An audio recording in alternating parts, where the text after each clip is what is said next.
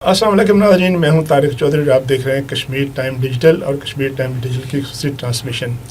आज भी आपके साथ डिस्कस करने हैं आज़ाद कश्मीर के इंतखाबात के हवाले से बहुत सारी नई पेशरफ्त, बड़ी गर्मा गर्म खबरें हैं। सबसे बड़ी खबर तो ये है कि election commission of Azad Kashmir ने इलेक्शन को पोस्टपोन नहीं किया लेकिन रीशेड्यूल कर दिया है और 3 मरहलों में इलेक्शन होगा। एक मरहला 27 जुलाई को होगा, दूसरा मरहला 2 अगस्त को होगा और फाइनली आखिरी मरहला जो रावलाकोट डिवीज़न में इंतखाबात होंगे वो होंगे 10 अगस्त को। पहले मरहले में यानी 27 जुलाई को मीरपुर डिवीज़न में इंतखाबात होगा। बड़ी डेवलपमेंट होगी, इस पर बातचीत करेंगे कि इसके क्या सियासी और गैर सियासी असरात क्या होंगे। दूसरा हमने डिस्कस करना है, मियां नवाज शरीफ साहब भी आखिरकार सियासी मैदान में कूद पड़े हैं। आज उन्होंने बड़ा तवील जलसे से खिताब किया और बड़े खुशगवार मूड में थे। उन्होंने ख़ुद भी खिताब किया, मरीम नवाज साहबा ने खिताब किया और तरक्याती जो एक विजन होता है मुस्लिम लीग नून का, उसके बारे में उन्होंने बहुत सारे अहम ऐलान किए। इस पर बातचीत करेंगे। एक और डेवलपमेंट हुई है कि एक बड़े अहम हल्के में जो है रफ़ीक नैयर साहब फॉर्मर मिनिस्टर हैं, बौद्वा मिनिस्टर हैं, उन्होंने पाकिस्तान पीपल्स पार्टी के कैंडिडेट वलीद इनकलाबी के हक़ में दस्तबरदारी का ऐलान कर दिया। ये भी हम डेवलपमेंट से बातचीत करेंगे। और मेहमान मेरे साथ मौजूद है, इसमें मकबूल जनाब अफसल भट्ट साहब सीनियर तजज़िया नगार हैं। भट्ट साहब वेलकम। आप ये बताइएगा कि बहुत सारे तजज़िया नगार ये कहते थे कि इलेक्शन जो है 27 जुलाई को शायद ना हो सके। उनकी पूरी बात तो शायद पूरी नहीं हो सकी लेकिन आधी बात पूरी होगी कि अब 27 जुलाई को इलेक्शन तो होंगे लेकिन सिर्फ मीरपुर डिवीज़न में। इसका जो इम्पैक्ट है, मैं इसका पहलू ये जानना चाह रहा हूँ कि क्या इसकी वजह ये है कि जो मुज़ाकरात हो रहे थे एक्शन कमेटी से और तो थी कि कोई बातचीत हो जाएगी। शुक्रिया चौधरी साहब। एक तो ये मेरे इंफॉर्मेशन जो है बहुत अफसोसनाक है कि अनफॉर्चुनेटली जो बैक चैनल डिप्लोमेसी थी, जो इंगेज किया गया था एक्शन कमेटी को कि वो रावलाकोट से मुजफ्फराबाद की जानिब लॉन्ग मार्च ख़त्म कर दें, मेरी इतलात ये है कि वो कोशिश नाकाम हो गई हैं और ये बहुत अनफॉर्चुनेट है कि एक्शन कमेटी ये कहती है कि जब तक हमारी शराइत पूरी नहीं होती हम मुजफ्फराबाद की जानिब निकलेंगे। और मुजफ्फराबाद की जानिब निकलने का मतलब सीधा सीधा खून खराबा है कि भाई अगर आपको कहते हैं, रोज़ाना कहते हैं एक्शन कमेटी कि हमें पता है कि जी ये हम नहते निकलेंगे और हम पर गोलियां चलेंगी, हमें शहीद किया जाएगा। खुदारा अगर आपको पता है कि यहाँ से निकलने के बाद कानून नाफिज करने वाले इदारों ने अपना काम करना है तो क्यों निकलना चाहते हो? तो इसलिए मेरी आज भी रिक्वेस्ट होगी एक्शन कमेटी से कि भाई ये कोई क़यामत नहीं आ जानी परसों के बाद कि आपके मुतालबात जो है वो उसके बाद आगे नहीं चलेंगे।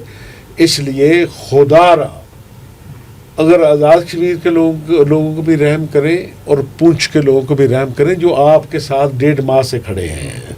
नाकाबंदी है, खुराक और राशन की कमी है, बच्चे स्कूलों में नहीं जा रहे, ताजर दुकान नहीं खोल पा रहे, लेकिन वो पूरी वफादारी के साथ खड़े हैं।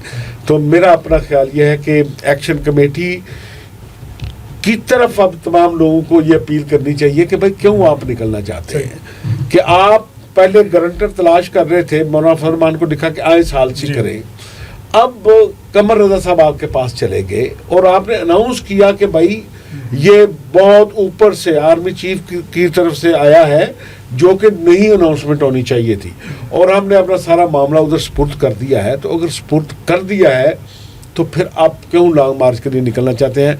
एक तो अफसोसनाक खबर ये है। और अब जो ये इलेक्शन 3 मरहलों में होने का ऐलान किया है चीफ इलेक्शन कमिश्नर ने, इसके पीछे भी मेरा अपना जो इंफॉर्मेशन है यही है कि उनको अंदाज़ा हो गया है कि ये जो एक्शन कमेटी है डिले कर रही है और इलेक्शन से 1-2 दिन पहले अगर वो निकलती है मुजफ्फराबाद की जानिब तो फिर डेफिनेटली कि लॉ एंड ऑर्डर की सिचुएशन पैदा होगी। सर एक और पहलू ये है कि आज़ाद कश्मीर के एक सीनियर सियासतदान हैं, ताल्लुक उनका भी रावलाकोट से है, फॉर्मर प्राइम मिनिस्टर भी रहे, प्रेसिडेंट भी रहे हैं, सरदार यकूब खान साहब ने भी इस फैसले से कुछ घंटे पहले खबर एक ब्रेक हुई कि उन्होंने ख़त लिखा है election commission of Azad Kashmir को कि इलेक्शन जो है पोस्टपोन कर दिए जाए। इसका ताल्लुक आप इस फैसले से कैसे जोड़ते हैं या नहीं जोड़ते? दूसरे देखें, सरदार यकूब खान साहब प्रेशर तो है उनके ऊपर, ہم نے گزشتہ پروگرام میں ڈسکس بھی کیا تھا کہ ان کو ڈس ایڈوانٹیج ہو سکتا ہے کہ ایک ٹاورنگ پرسنالٹی ہیں، ایکشن کمیٹی کے لوگ کہہ سکتے ہیں، راولا کوٹ کے لوگ کہہ سکتے ہیں کہ ہمارے گھروں سے لاشیں اٹھ رہی تھیں، لوگوں پہ گولیاں برسیں، لیکن آپ نے اپنا رول پلے نہیں کیا اور آپ الیکشن لڑنے کے لیے میدان میں نکلے ہوئے ہیں.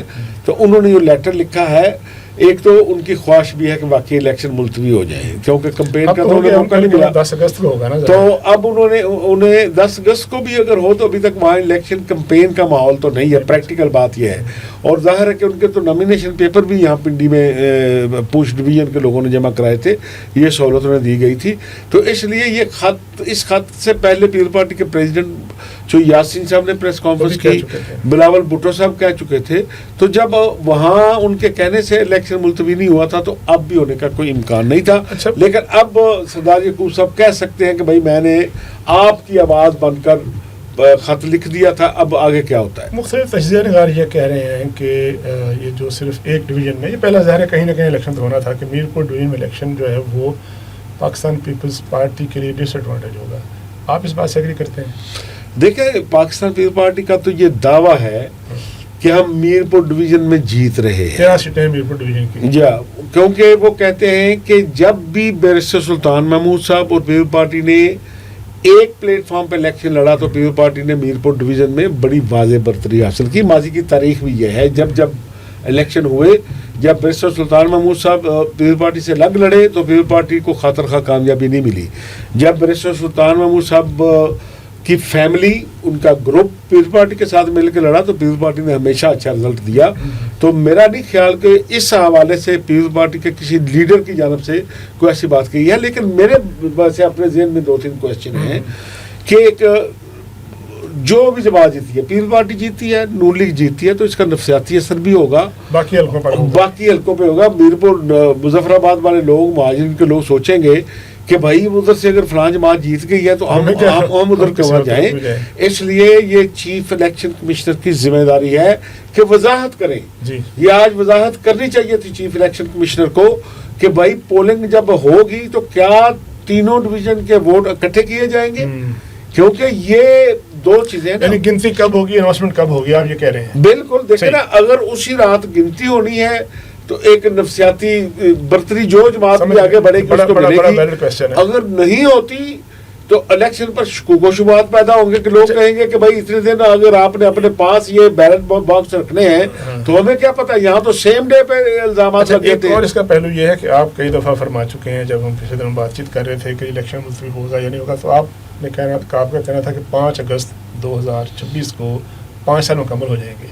اب جو الیکشن 10 اگست کو ہو رہا ہے، یہ جو ابہام ہے، یہ جو ایک لکونہ ہے، اس کو کیسے دور کیا جائے گا؟ دیکھیں، آنے والی اسمبلی جو ہے نا، جس طرح پاکستان میں یہ ہوتا ہے کہ بعض اوقات غیر آئینی اقدامات ہو جاتے ہیں، بعض اوقات کوئی ڈکٹیٹر آ جاتا ہے، بعض اوقات جو ہے ڈکٹیٹر کی صورت میں بہت سارے اقدام ہوتے تھے. پھر آنے والی اسمبلی جو ہے اسٹیٹ کو چلانے کے لیے، امور حکومت کو چلانے کے لیے، اس کو اسمبلی جو ہے وہ ویلیڈیٹ کر دیتی ہے. اچھا، ایک اہم ڈیولپمنٹ یہ ہوئی کہ بلاول صاحب نے اچھے جلسے کیے اور توقع کی جا رہی تھی کہ اب میاں نواز شریف صاحب بھی میدان میں کودے ہیں، کہ تو آج جو میدان میں اترے ہیں. اور گلگت کی بنسبت میں نے دیکھا بڑا خوشگوار موڈ تھا. وہ جوک بھی سنا رہے تھے، نعرے بازی بھی کر رہے تھے، عوام کو انوالومنٹ بھی کر رہے تھے، انوالومنٹ بھی تھی. مریم نے ان کے ساتھ کھڑے ہو کر، فاروق حیدر صاحب نے، شاہ غلام قادر صاحب نے، بڑا ایک سیاسی جلسے کا ماحول تھا. ڈیولپمنٹس کی بات کی ہے نواز شریف صاحب نے کہ اسکول کھولیں گے، دریا کے ساتھ موٹر وے بنے گی، گرین بسیں آئیں گی، داخلے ملیں گے، نوکری ملیں گی. ڈیولپمنٹ کو فوکس کیا ہے بجائے بلا وجہ کی تنقید کے بجائے.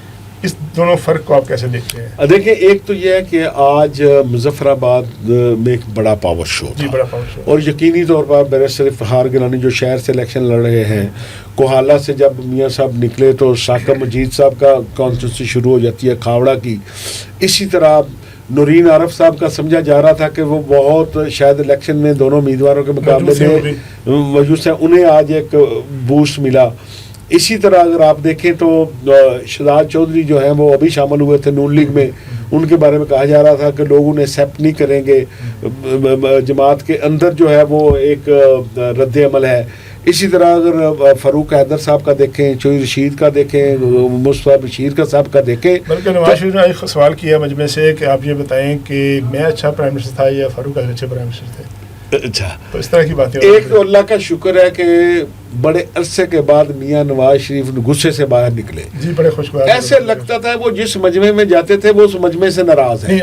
اور گلگت میں گئے تو لوگوں نے انہیں بہت اس پہ تبصرہ کیے.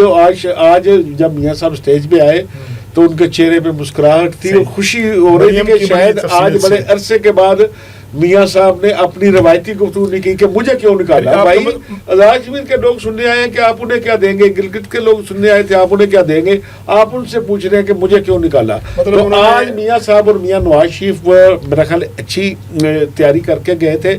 اور پھر اسٹیج پر خود آج تو ایک ورکر بن کے مریم اورنگزیب کا میں حیران ہوں کہ پتہ نہیں انہوں نے کیا کھانا شروع کیا. ان کی نعرے بازی کو آدھا گھنٹہ کرتی رہی. نہیں، وہ جب اپوزیشن میں تھے تبھی اچھے نعرے لگاتی تھیں. ایسی بات نہیں، وہ پولیٹیکل ورکر ہیں.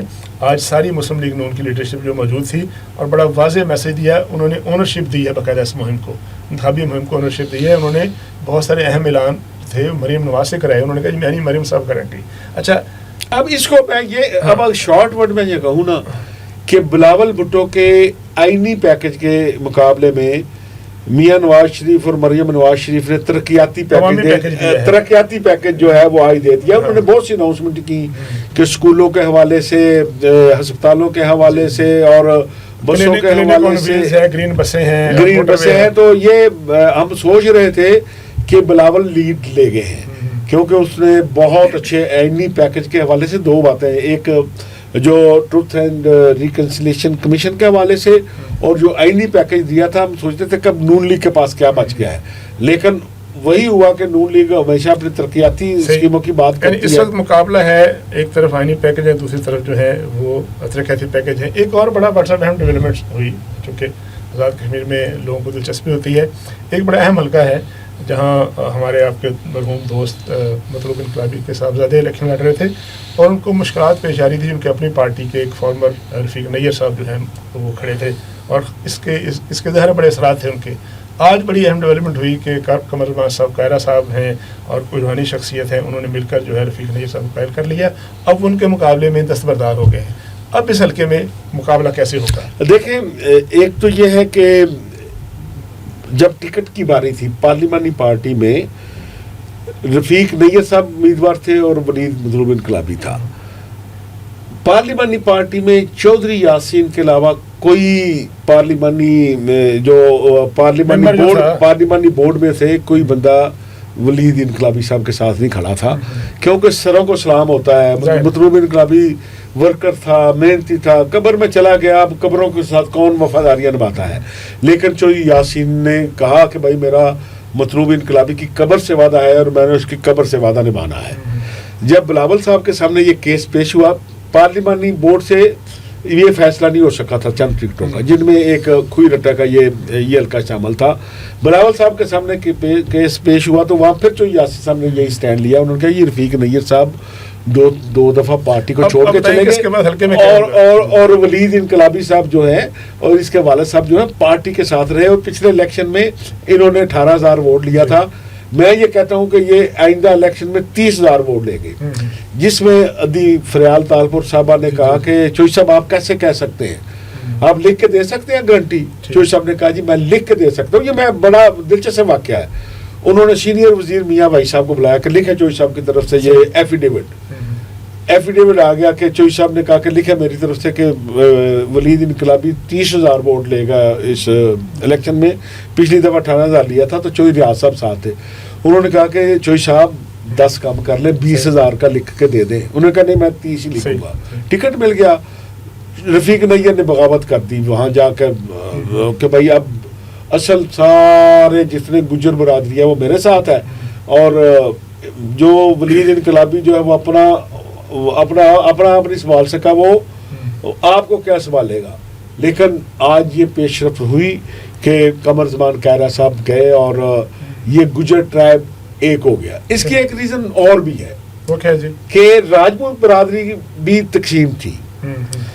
اب جو راجپوت برادری کے کینڈیڈیٹ ہیں وہاں شاداب سکندر، نہیں شاداب سکندر، راجہ ایاز صاحب جو ہیں ان کے والد صاحب آپ کو پتہ ہے کہ وہاں منسٹر رہے اور وہاں سے الیکشن جیتتے رہے. تو راجہ شاداب سکندر جو ہیں وہ ایک بڑے ٹرائب سے تعلق رکھتے ہیں. پچھلا الیکشن انہوں نے آزاد لڑا تھا. اب وہ بھی مسلم لیگ نون سے ٹکٹ کے خواہش مند تھے، لیکن کیا ہوا انہیں ٹکٹ نہیں ملا اور اس کو مل گیا راجہ ایاز کو. تو انہوں نے بغاوت کر دی. کل جو ہے راجپوت بیلٹ اکٹھا ہو گیا. شاداب سکندر صاحب نے ایک طرف راجپوت اکٹھے ہو گیا تو آج شاداب سکندر صاحب نے جس کو ٹکٹ ملا تھا اس کے حق میں دستبردار ہو گئے.